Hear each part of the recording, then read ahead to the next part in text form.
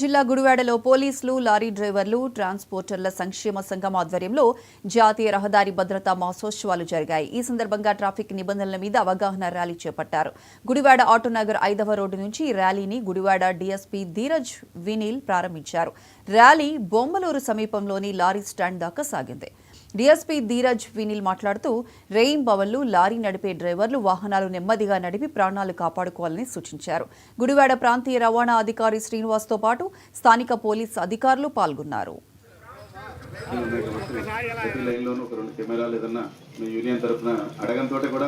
అలాగే మన ప్రెసిడెంట్ గారు అలా అక్కడ పెట్టారు, బయట కూడా 2 కెమెరాలు ఏర్పాటు చేశారు.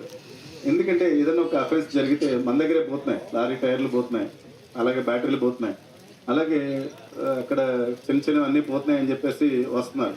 మొన్న మధ్య వాళ్ళెవరో గోడ దూకి వెళ్తుంటే ఆ సీసీ ఫుటేజ్ ఉంటే కానీ వాళ్ళ మీద కేసులు కట్టాం. అలాగే బ్యాటరీ పట్టుకెళ్తే కూడా సీసీ కెమెరాల ద్వారానే చేసాం. ఒక సీసీ కెమెరా కనీసం మేము 10 మంది చేసే ఉద్యోగం ఒక సీసీ కెమెరా చేస్తుంది.